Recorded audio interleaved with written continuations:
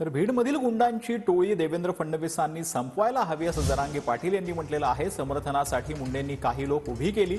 जरांगेंनी हाकेंवरती ही टीका केलेली आहे। मुख्यमंत्र्यांनी एकाही आरोपीला सोडायला नको असं देखील जरांगे पाटील यांनी म्हटलंय। देवेंद्र फडणवीस आरोपींना सोडणार नाहीत असा विश्वास असल्याचं देखील जरांगे पाटील यांनी म्हटलंय।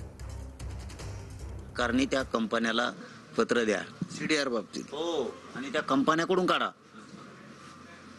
हे जर काही कोणी पुरावे देत नसतील, मोबाईल देत नसतील जप्त करण्यासाठी, हे सगळे शोधा। यांच्या सगळ्या झाडाझडत्या घ्या, यांना कोणी कोणी सांभाळलं ते पूर्ण रॅकेट। कारण हे कुख्यात गुंडगिरीचंच रॅकेट होतं।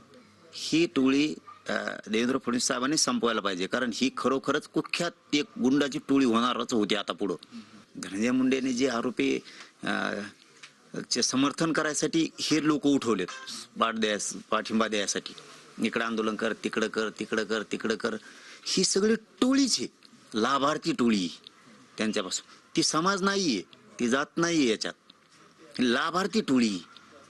ही टोळी पुरायचा नायनाट करा। मात्र शेवटचं एकच सांगतो, मुख्यमंत्र्यांनी यातला एकही आरोपी सुटता कामा नये। सगळ्यात मोठा तुमच्या जीवनाला कलंक असणाऱ्या यातला एक बी आरोपी सुटला तरी, पण जर राजकीय काही डोळ्यासमोर हेतू ठेवून याला सोडून त्याला धर असं जर केलं तर त्यांच्यासारखा कम नशिबी पहिलाच मुख्यमंत्री असणार।